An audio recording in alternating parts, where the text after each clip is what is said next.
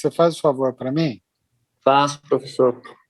Depois você faz a lista de chamada para mim. Tá certo.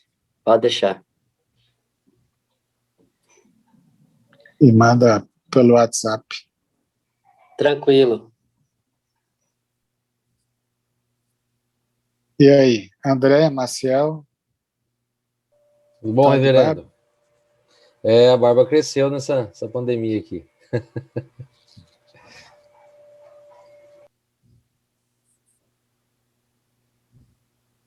Tá todo mundo aí?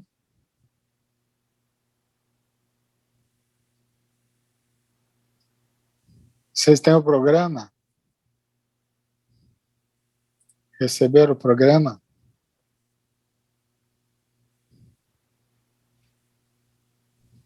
Acho que não, reverendo. Deixa eu procurar aqui.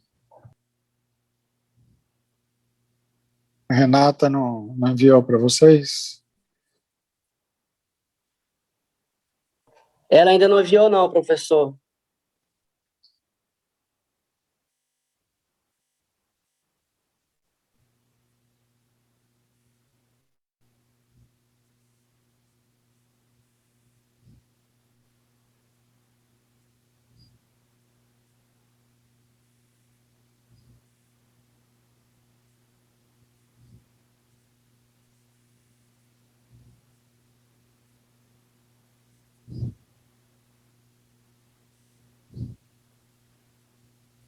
Eu mando então depois para vocês.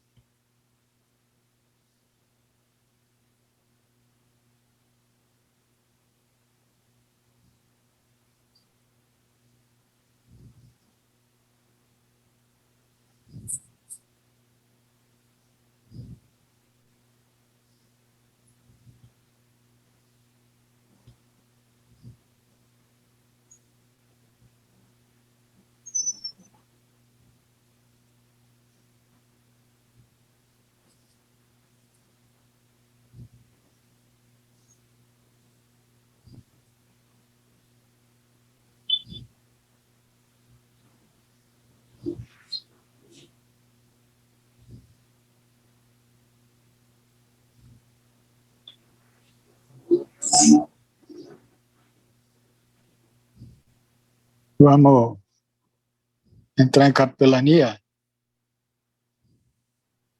Eu vou falar sobre, primeiramente, a capelania como um sistema social e como sistema a gente vê ela como uma instituição.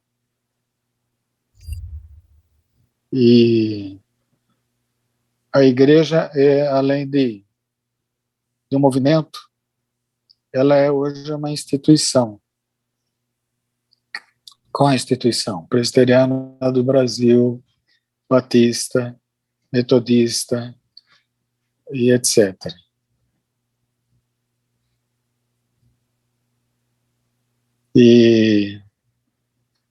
Mas como sistema social, a gente vê como instituição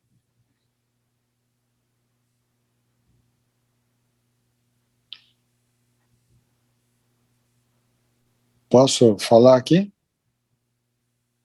Pode sim, reverendo, estamos ouvindo. Vocês estão vendo também, né? Sim, o PowerPoint do senhor aí, Sistema Social, Instituição. Isso. Pode ler para mim? Só tem essa primeira página no momento, reverendo. Sim.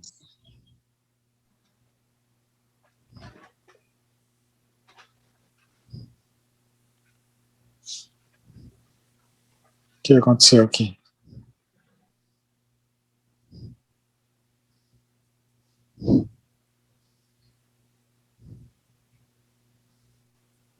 A instituição é, em primeiro lugar, uma formação da sociedade e da cultura.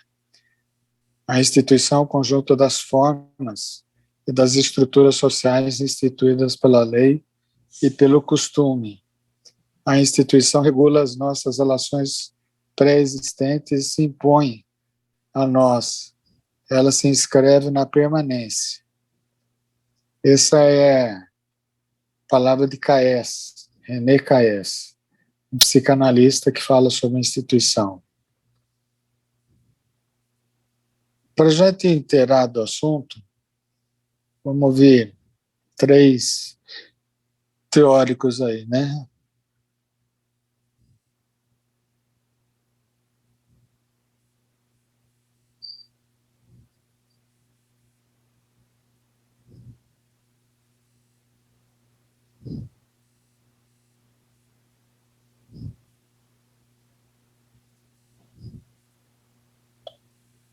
Tá dando branco aí para vocês também?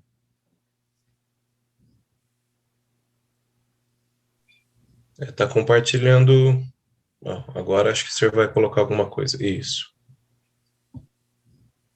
Aqui está aparecendo a primeira frase de Aristóteles, Freud e o Bion. Não sei se assim se pronuncia. Bion. Então leia para mim. A de Aristóteles pode ser? Pode. Diz assim Aristóteles: o homem é um animal político, logo não pode realizar-se fora de um grupo, tampouco satisfazer qualquer impulso, não só os sexuais e agressivos, mas também o narcisismo. Saiu aqui. Saiu. Isso. Eu acho que a última palavra é narcisismo.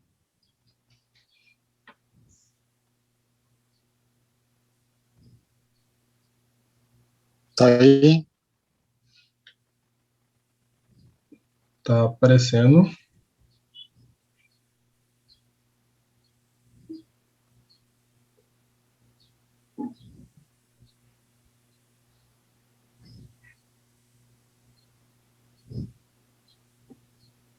Saiu de novo. Deixa eu ver se eu acho em outro lugar.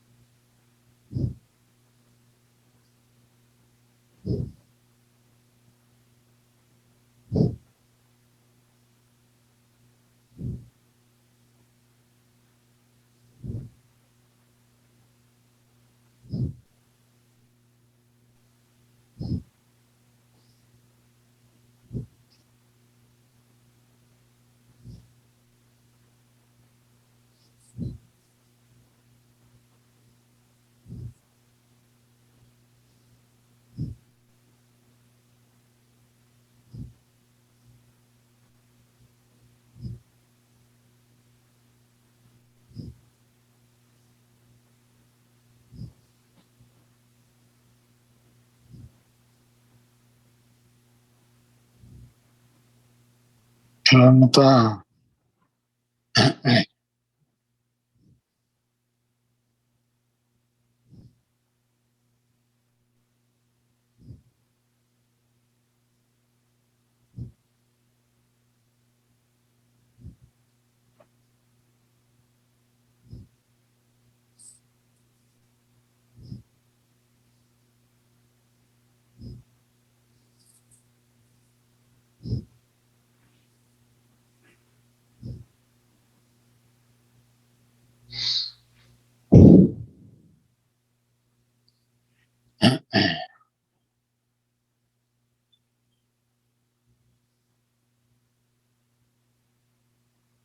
Como que eu faço para acessar o PowerPoint?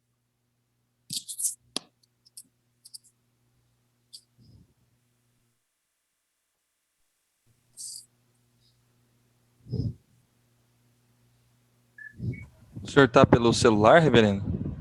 Estou pelo tablet. Aí já não sei. O senhor não quer compartilhar o arquivo, reverendo? Que daí a gente vai acompanhando por aqui. Como que eu faço?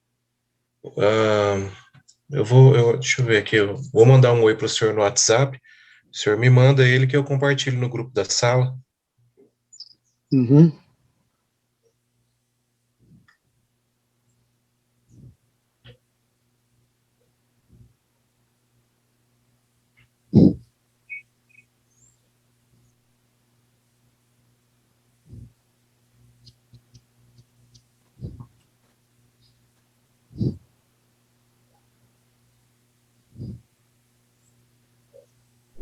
Zé, que eu acho que vai dar certo agora.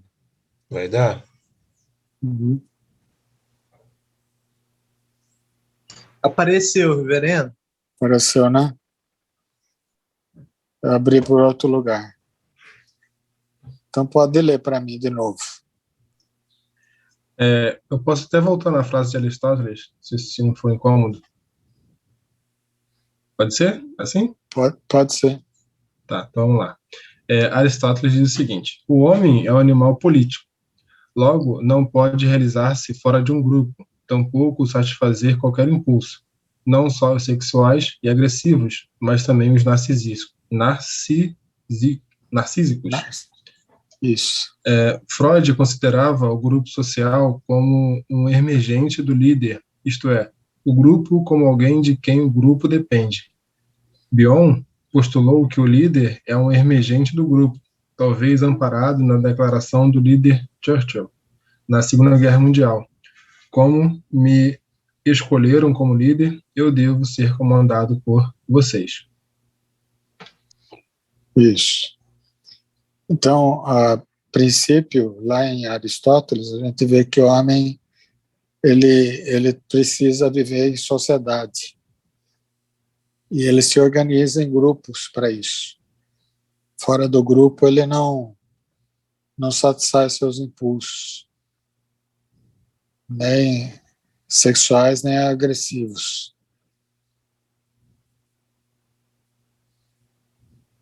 E também os narcísicos, né?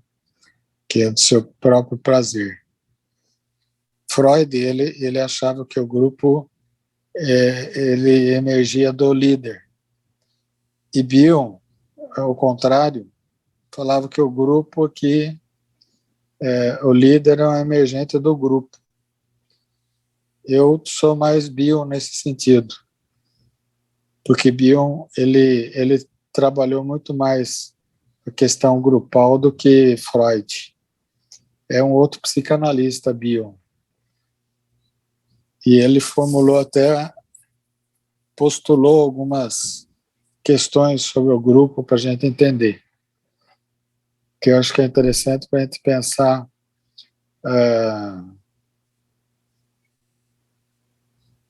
dentro da realidade que nós estamos aí, que é a capelania. Para Peter Berg, define a instituição como um padrão de controle, ou seja, uma programação de conduta individual imposta pela sociedade. Para ele, a linguagem é a primeira instituição que o indivíduo se defronta. Posteriormente, a família, que nem sempre se discrimina um do outro.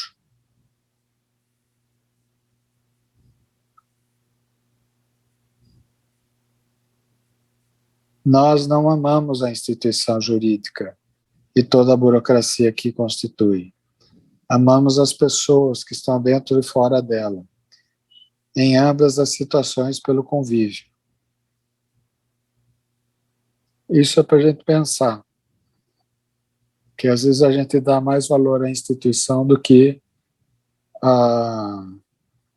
o convívio com pessoas. E aí entra Jean-Paul Sartre, que fez algumas formação, estudou como formava-se um grupo. Primeiro, nascimento do grupo é a fusão, saída da serialidade. é luta contra a alienação.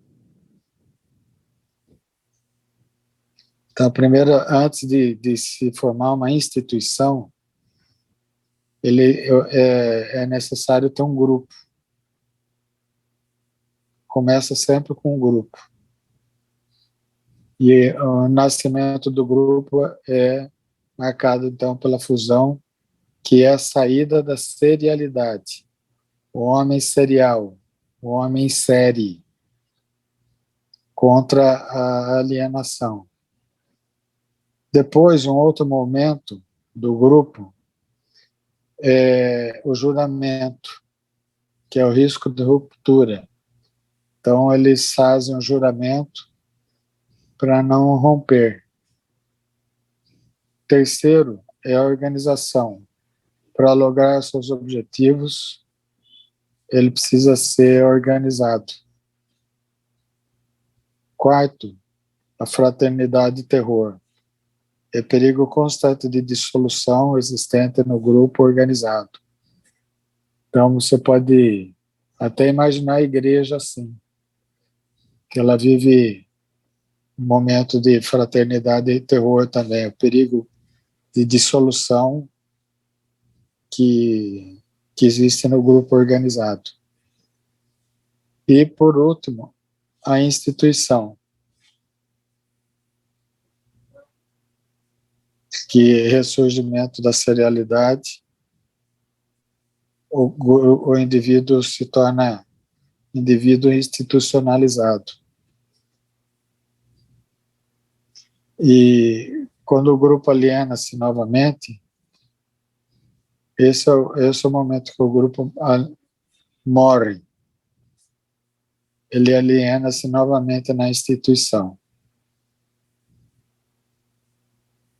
Deu para entender?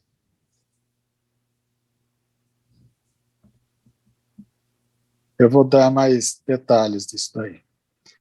Segundo Sartre, ao transformar-se em instituição, o indivíduo deixa de ser essencial e passa a ser um elemento que é pura e simplesmente submetido às finalidades gerais da instituição. Nesse caso, o grupo passa a exercer um certo controle sobre os indivíduos, assinalando assim a afirmação da hierarquia da burocracia e da autoridade. Funcionamento das instituições. Alguém leia para mim.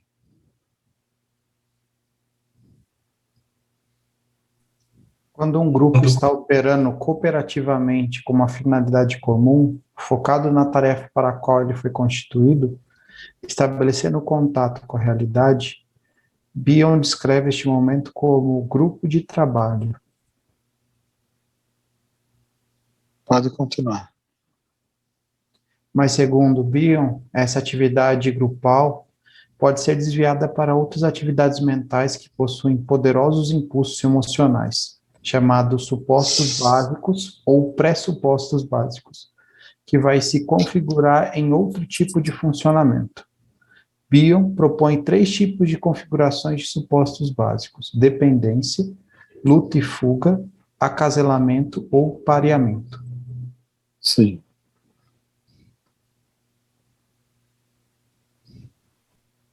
Algum outro aluno pode ler? Esse desvio vai depender do tipo prevalente de emoções presente no grupo. Sendo assim, o grupo vai funcionar a partir de preconceitos específicos que impedem seu desenvolvimento. Quando isso ocorre, a tarefa é procurar trazer o grupo a um funcionamento operativo. Então, para ele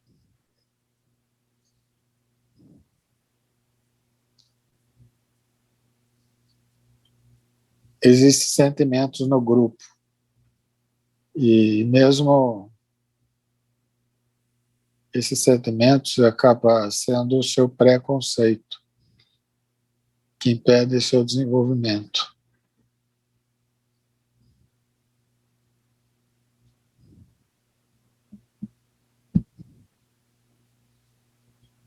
Essas emoções estão presentes no grupo. Emoções que se desenvolvem sentimentos, então. Por isso, dependência, luta e fuga e acasalamento. A manifestação de fenômenos grupais. Os pressupostos básicos, os quais fundamentalmente descreve como reprodução da essência do que acontece no reino animal, que é a busca de sobrevivência do indivíduo e da espécie. Cada grupo elege para si, elege um tipo específico de líder, conforme a predominância do suposto básico. De sorte que no suposto de dependência, a liderança costuma ser do tipo carismático. É o mais primitivo, busca proteção e segurança. Então, quando você vê uma igreja com líder carismático, a igreja ela tem essa dependência de que esse tipo ele proteja e dê segurança.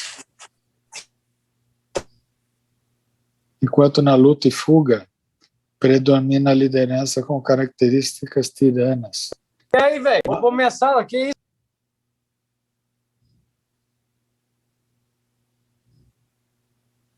Uma liderança com poderes quase absolutos, um autoritário. Provavelmente não. Eu tenho reunião. Paulinho, seu mic tá aberto.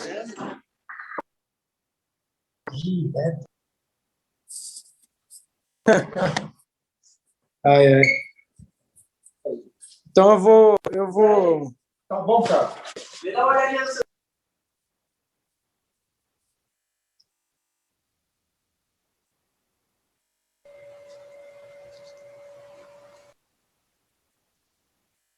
Eu acho que agora vai, reverendo. Acho que ele fechou o microfone. Coloquei ele na sala de espera para ele ter educação. Eu vou colocar ele de volta daqui a pouco. Tá bom.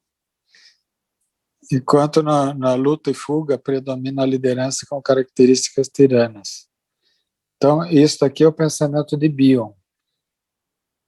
É o pensamento em que o líder tirano, ele não formou o grupo, mas o grupo medroso de luta e fuga, que está sempre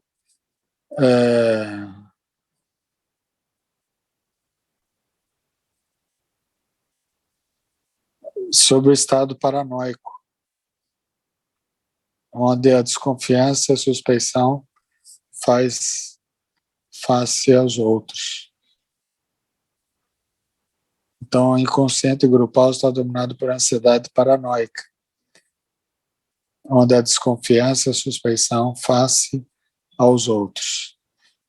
É um grupo normalmente medroso, que precisa ser assustado por um líder autoritário. Então, ele escolhe o seu líder autoritário. E no suposto de acasalamento, o grupo elege uma liderança de natureza mais mística, que acende para o nascimento de um Messias, devido a uma genialidade de ideias que represente o porvir da realidade na realização dos sonhos de cada um e de todos, de grandeza e felicidade plena. Esse suposto de acasalamento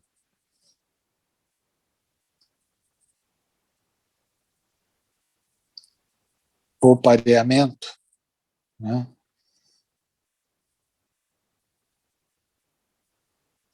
É aquele que a liderança ela tem um lado meio messiânico. Ele não é ainda o Messias, mas ele tem tudo para ser.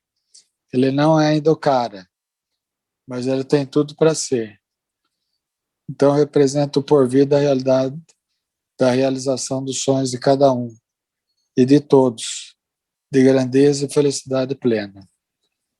É aquele pastor que não é ainda o pastor da igreja, mas ele tem tudo para ser. Se a gente for ver dentro da igreja. Deu para entender? O suposto decasalamento, então, não é tirano, ele é mais light, ele não vive na dependência, é um pouco mais independente, mas sobre o líder paira uma mística de que ele vai ser o cara, devido a uma certa genialidade de ideias. É possível o mesmo líder preencha 3 supostos básicos, por exemplo.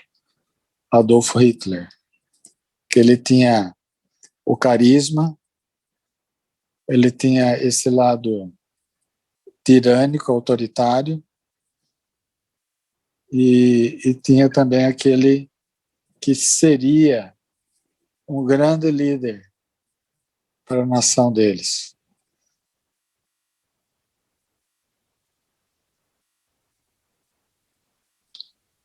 Grupos fanatizados, no qual domina o suposto básico de dependência.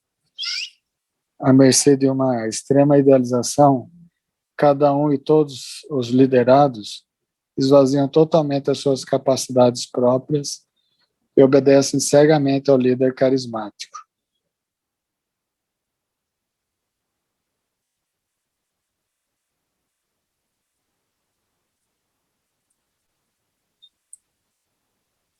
Faz sentido para vocês isso? Sim.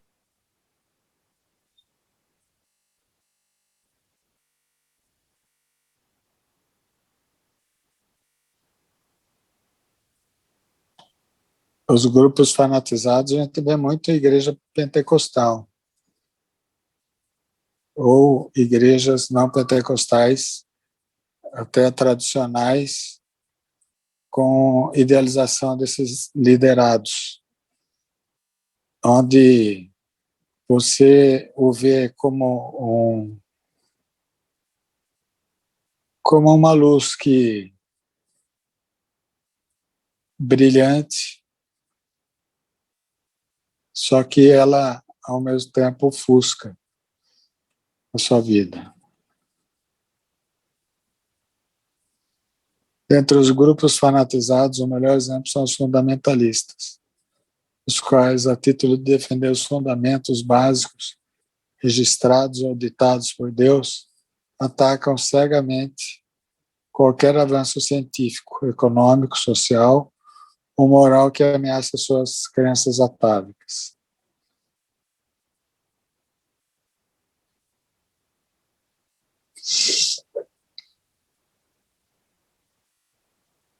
A dimensão metapsicológica alude ao fato de que o indivíduo possui um aparelho psíquico consciente e inconsciente igualmente. Igualmente, o grupo possui um aparelho psíquico que opera no plano consciente e no plano inconsciente, que são os sentimentos que o grupo possui, não são visíveis, mas são perceptíveis. Vocês conseguem perceber isso na igreja?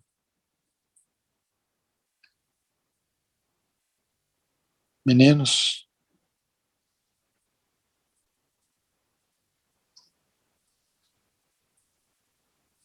Que existe um plano inconsciente dentro do grupo igreja?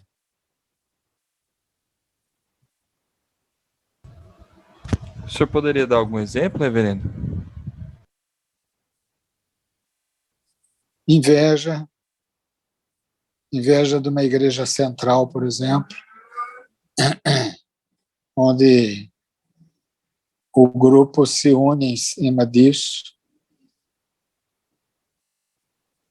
uma igreja abastada para aquela que não tem muito recurso.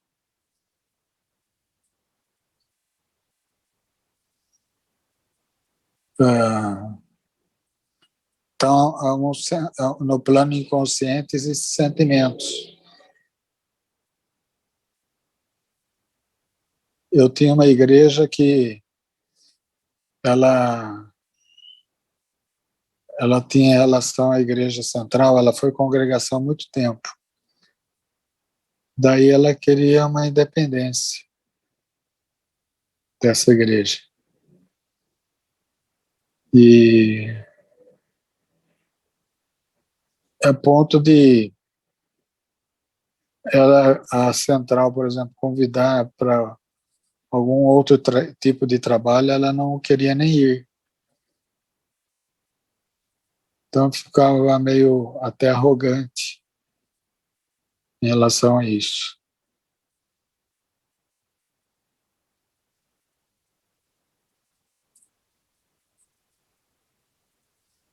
Deu para entender?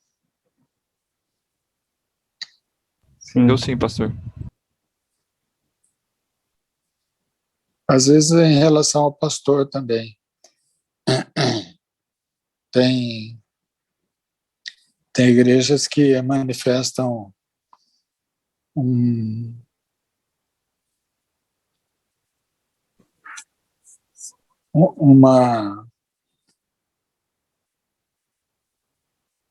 bem-estar aparente na frente do pastor e, na verdade, não tem esse bem-estar. Tem até um mal-estar em relação ao pastor. Fica mais claro?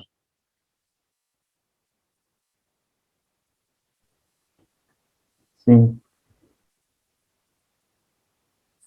Então, aquilo que uma pessoa sente, se sente e inconscientemente você não percebe que sente.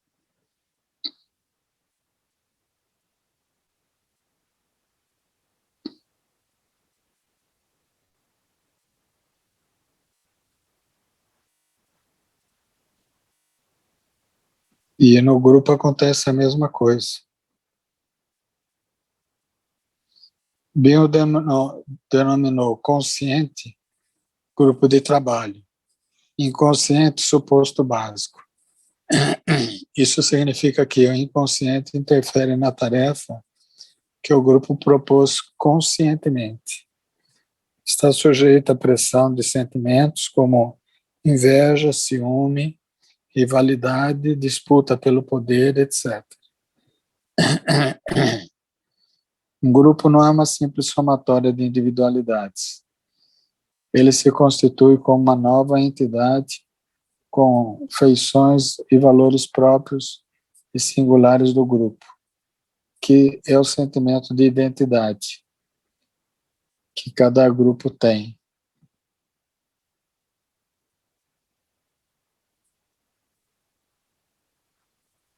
Alguém lê para mim o Bion?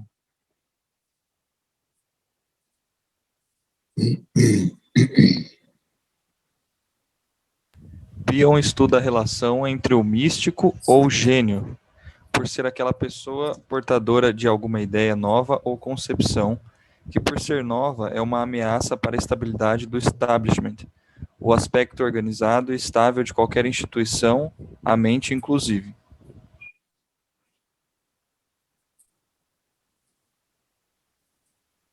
Esse místico, então, é a terceira entidade lá, né? Massa.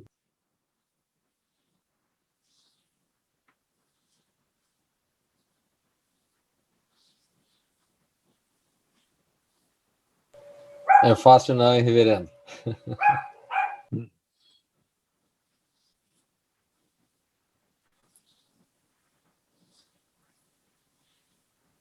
Cafezinho de Deus, fala aí, Rev.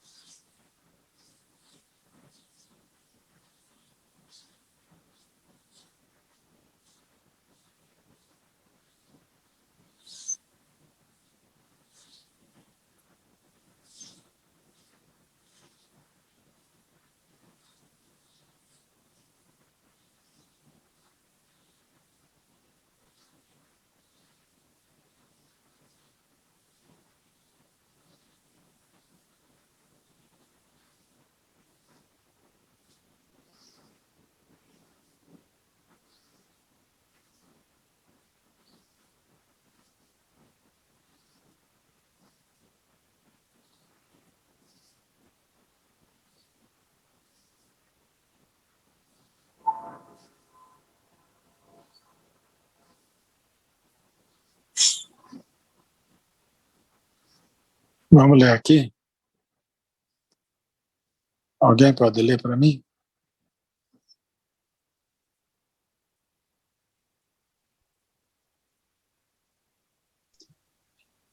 Toda instituição sempre está estruturada como uma organização sistêmica, isto é, as partes constituintes do todo são indissociáveis entre si, de sorte que cada parte influencia e sofre influência das demais. Portanto, pode ocorrer de uma forma harmônica e saudável. Pode ocorrer uma estagnação ou o funcionamento da instituição pode ocorrer riscos de uma manifesta adulteração dos objetivos para os quais ela foi inicialmente criada, isto é, pode acontecer uma perversão dos princípios e fundamentos da instituição. Então, como instituição, ela pode negar o seu próprio objetivo, adulterar os objetivos para os quais foi inicialmente criada. Uma igreja que, de repente, é chamada a amar, e você vê muito ódio dentro da própria comunidade, ela pode estar vivendo isso, essa adulteração dos objetivos para os quais ela foi inicialmente criada.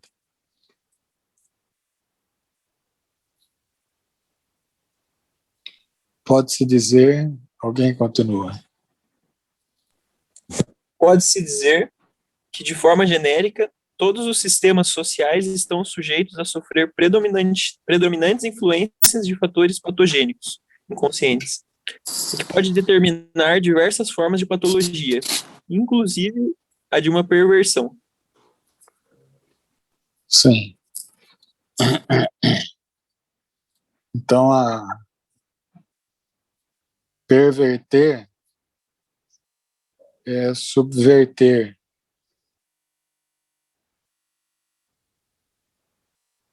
De forma perversa alguma coisa.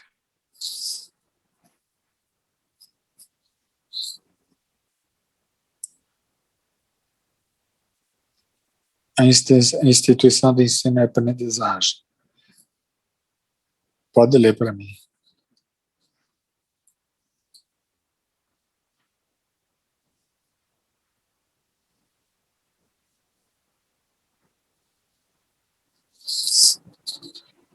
Alguém pode ler para mim? Exemplo, instituição de ensino e aprendizagem. Suposto básico de dependência, com extrema idealização dos líderes, às custas da infantilização e submissão dos liderados, o que concorre para um prejuízo da capacidade para pensar e criar, porquanto nessas situações as ideias não são realmente pensadas, mas sim negadas, deificadas, dogmatizadas com a repetição de chavões familiares. Tudo isso vem aliado a uma conduta de bom comportamento por parte dos alunos, que vai servir como um passaporte para cair nas boas graças dos mestres venerados.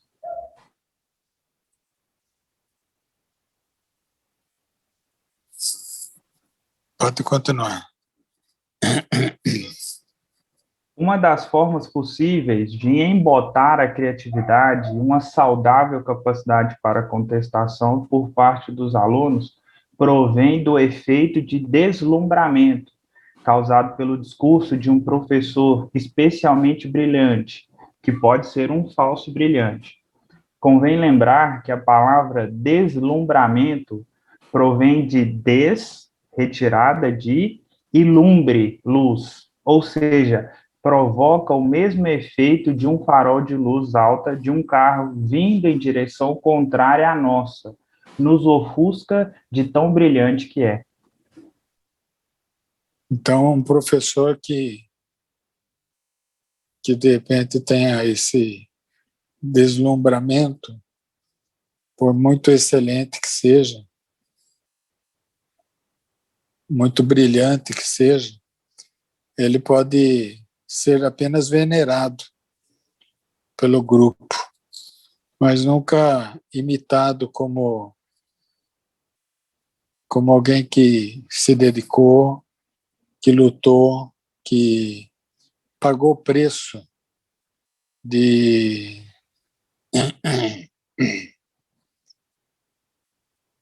desse conhecimento que tem. Então, o efeito é do farol à luz alta, que vindo em direção contrária à nossa, nos ofusca de tão brilhante que é. Ele não causa um despertar, ele causa cegueira. E assim a gente faz, nós podemos fazer esse papel sem perceber dentro da igreja, onde você sabe hebraico, sabe o grego, sabe fórmulas de pregação,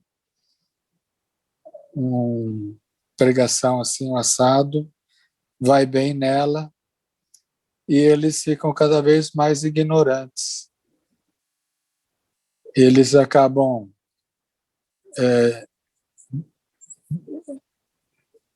vivendo seu brilho, mas nunca podendo alcançá-los.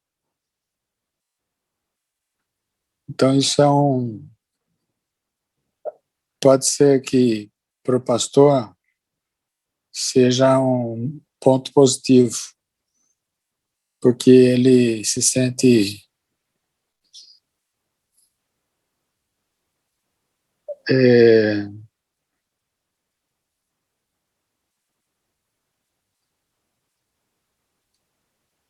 o rei da cocada, sabe? E sinta muito bem, faz bem isso. Um bem mau, né? Porque ele se sente o deslumbramento,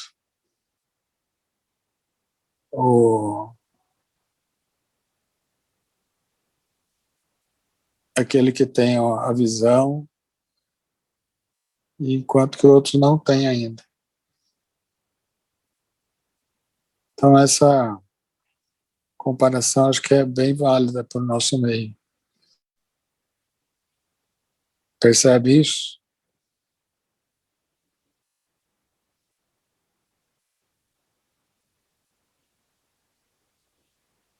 Alguém percebe isso?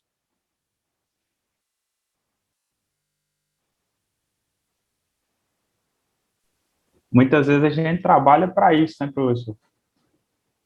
Para que a gente mesmo ofusque e talvez inconscientemente ou conscientemente, é uma busca nossa também, né? Esse destaque para autoafirmação, para poder se garantir. Isso. A gente quer se garantir, né?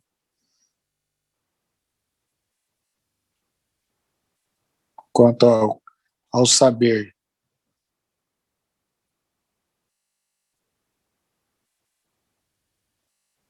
Para isso a gente se dedica, busca conhecer cada vez mais, mas não é uma caminhada solitária, é partilhada. É isso que eu quero dizer para vocês. A gente tem que tomar cuidado com esse líder que causa uma certa dependência.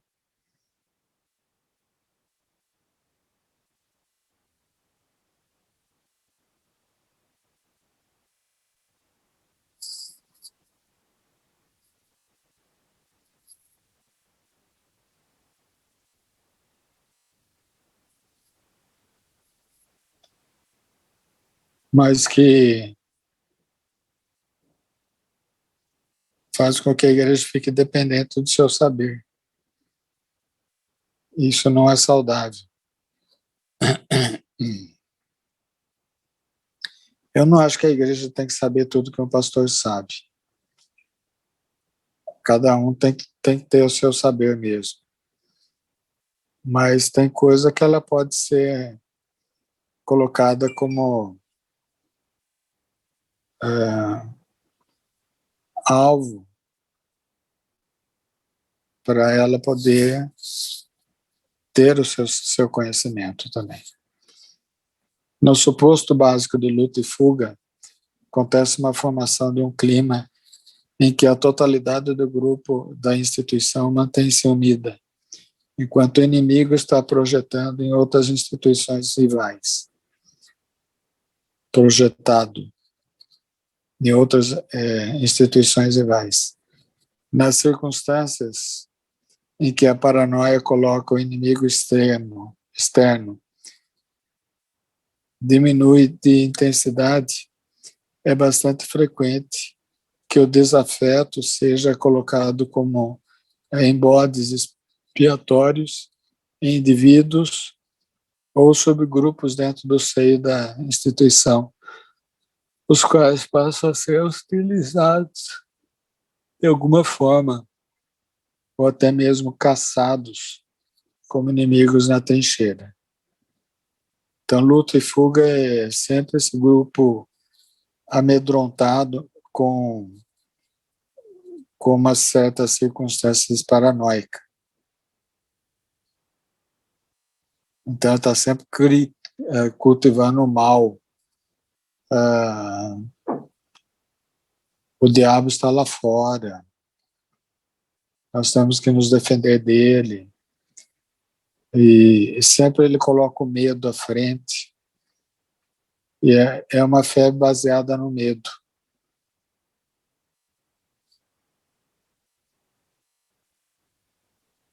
Por essa razão, alguém continua para mim. Por essa razão, nesses casos, o maior prejuízo reside no fato de que alguém que pensa diferente da maioria virá a ser reputado como indesejável, de modo que boas cabeças pensantes serão eliminadas por distintas racionalizações, acarretando sucessivas dissidências que poderiam ser evitadas. Então,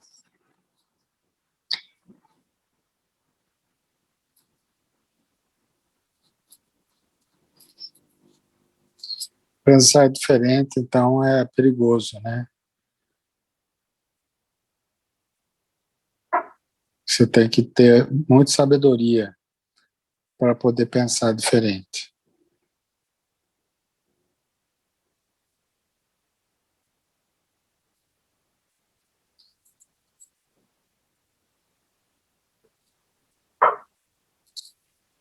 Porque a gente encerra essa parte de institucionalização e queria saber se vocês entenderam a igreja como instituição. Queria dúvidas nesse momento.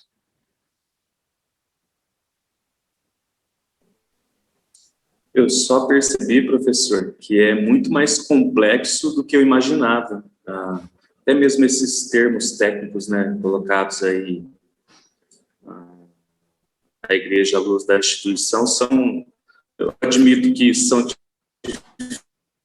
difíceis, assim, a compreensão desses termos técnicos. O exemplo que usou bem visto na igreja mesmo, principalmente em lideranças, assim, como a gente já faz tempo que está na igreja, a gente nota alguns tipos de líderes, como o senhor citou aí, o medo da igreja, aqueles que colocam medo, ou aqueles que replicam a sua liderança. Pode até citar aí o pastor da Universal, né, que as pessoas copiam até o seu dedinho meio defeituoso, a sua forma de falar. Então, ele não replica discípulos de Cristo, mas dele mesmo. Então, eu achei complexo, é verdade, não tinha visto dessa forma de instituição, mas muito interessante os exemplos que o senhor citou, a gente pode ver na igreja mesmo. Israel que falou agora? É o Floriano falando, viu? Quem? Isso, Floriano. Floriano. Tá bom, Floriano. Sou eu, professor, Misael. É que o senhor me chamou de Floriano uma vez, lembra? Tá bom. Traumatizou. Ficou traumatizado, Misael. Quem não, professor? Tudo Não, de boa. tá bom. Então, mas é interessante a gente ver a igreja como como instituição, porque a gente também desmistifica um pouco ela. A gente não fica idolatrando a instituição, porque amar a instituição é algo meio insano. É amar estatutos, forma de organizar, e não é pessoal. Não é amar as pessoas da igreja, o núcleo igreja. Não que eu não goste da instituição. Eu quero que vocês entendam que a questão não é essa. É que eu tenho que ter uma liberdade para poder pensar como cristão. E o seu discurso vai depender disso. O seu discurso dentro da igreja vai depender de como você a vê. Se você vê como um corpo orgânico ou como instituição, que nem sempre ela é esse corpo orgânico perfeito.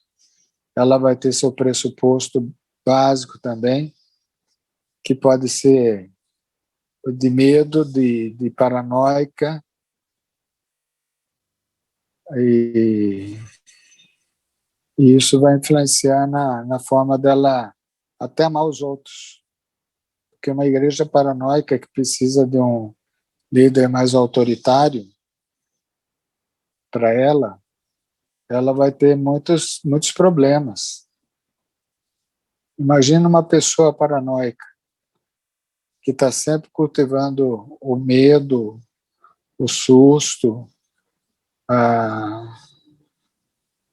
enfim, as más impressões que o mundo pode lhe dar. Ela não vai demonstrar segurança, fé, ela vai demonstrar a dependência de um líder. Fala, Luiz. Com tudo isso que o senhor está dizendo, né, e após de tudo que já foi lido também, me parece que assim tem uma linha bem tênue aí de nós encontrarmos dentro da instituição, reverendo, como diferenciar isso também, né? Porque a gente vê muitas igrejas com a cara dos seus pastores, né? E aí, isso está sendo de forma tirana ou de forma democrática, vamos assim dizer, né? Então, me parece que assim precisa ser feito uma análise muito bem feita, né, sobre cada igreja, por assim dizer, né, cada instituição, para que se veja se isso está sendo um líder dinâmico que está colocando seu povo a pensar, ou se só está colocando o povo a pensar da maneira com que ele pensa, né? Sim.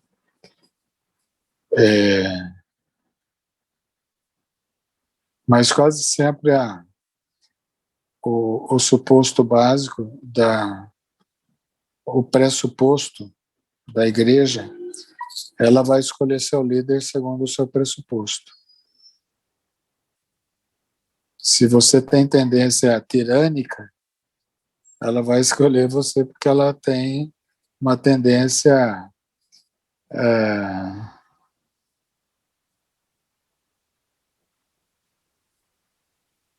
de ser mais aquela igreja do medo.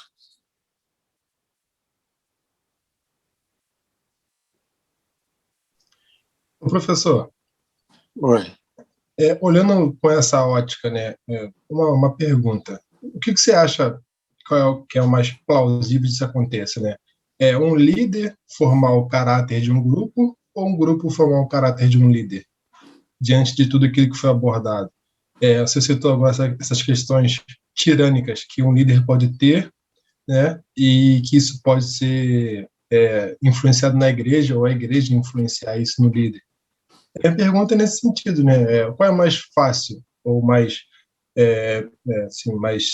corriqueiro de se aconteça, né?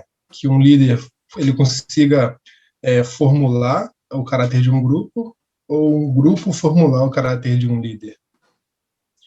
Porque, só para concluir, quando a gente olha para essas igrejas que têm numa pessoa centralizado o poder, igrejas que trabalham com um representante só, a gente vê que as ideias desse grande líder, vamos colocar assim, elas são repassadas para o grupo, né, que o acompanha, que o seguem.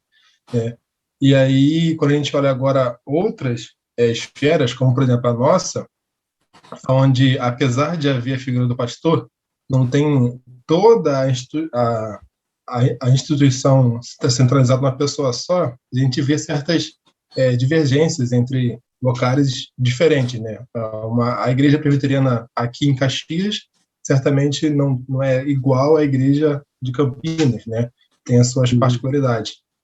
E, enfim, né? Só para concluir, o que você acha que é mais plausível, né? O líder formar o caráter do grupo ou o grupo formar o caráter do líder? O que o pessoal acha, Misael?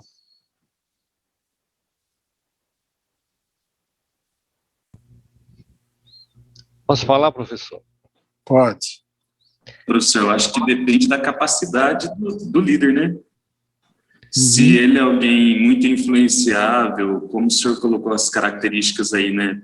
Alguém como Hitler, alguém inteligente, que sabe articular bem, ele conseguiu dominar multidões. Então, a gente vê o líder sendo seguido. Mas existem lugares onde o líder é meio frouxo, sei lá, se deixa levar pela maioria, talvez pelo medo de ver pessoas mais capazes do que ele.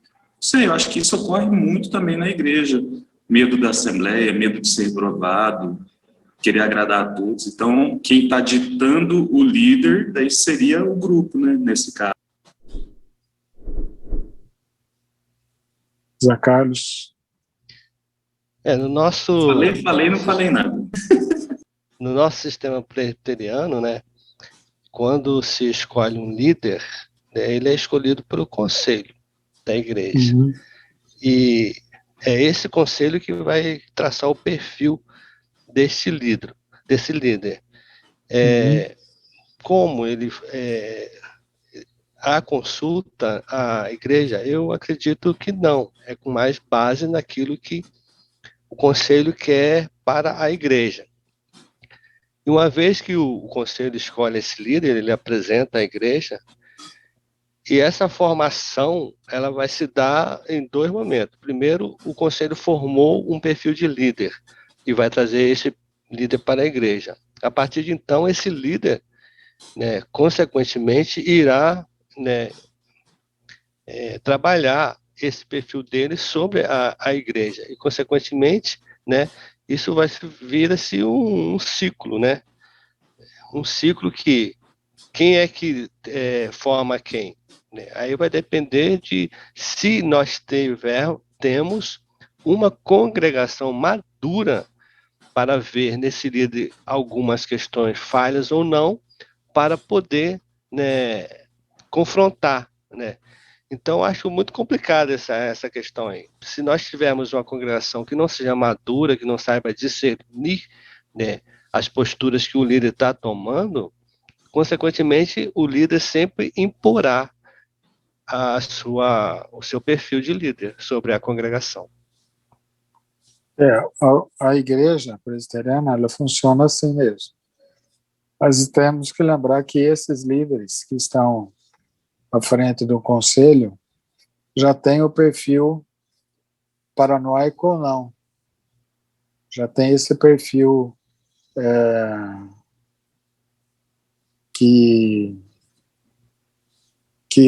que vai ver a necessidade de um tipo de líder.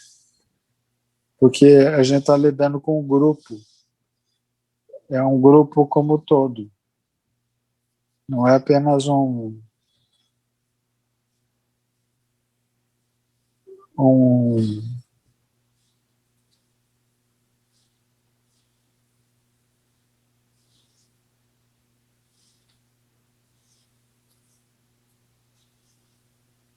Bom, é um grupo. A igreja e o conselho acabam sendo o mesmo grupo. E Eu acho que a liderança, a própria igreja, ela seduz muito. Vocês podem ver como seminaristas. Ela seduz vocês para serem aquele tipo de pessoa lá dentro. Muito mais dentro da igreja do que você é fora. Porque vocês sabem que nem sempre dá para a gente ser o que a igreja quer que a gente seja. Mas a sedução do grupo, por exemplo, você prega e vai alguém e elogia seu sermão. Aquilo acaba seduzindo você. E você acaba achando que você é uma grande pessoa por conta disso. Então, distorce um pouco o que nós somos daquilo que deveremos ser. Então, ao mesmo tempo que a gente está para influenciar, tem que ter uma crítica muito boa. Eu acho que a crítica que eu estou dando para vocês é para isso, para que vocês não sejam seduzidos para a igreja que vocês sonham, não seja a igreja que vocês têm.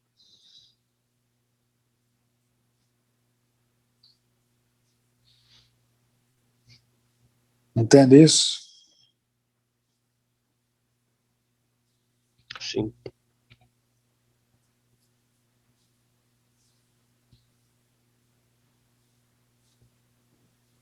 Professor, para a gente conseguir isso, a gente precisa também de uma pessoa externa, né? Porque às vezes a gente achar que nós mesmos vamos conseguir enxergar isso pode ser uma ilusão, né? Jéder. Isso. Porque a gente tem que ter crítica. E ter crítica é enxergar além das nossas ilusões. E daquilo que somos iludidos também.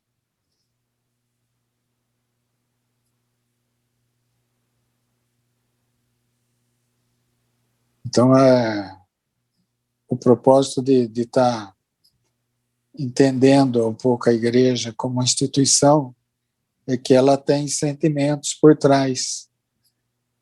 E esses sentimentos também nos atingem. Esse é o nosso objetivo aqui. Entender que tem sentimentos e então não é pura fé e pureza. Ela tem sentimentos, seja, sentimentos são bons e são ruins. Tem o sentimento de inveja, que pode estar adoecendo uma igreja.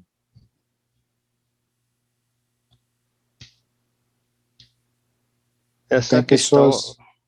Fala. Essa questão que o colega falou aí, eu acho que nós presbiterianos somos privilegiados.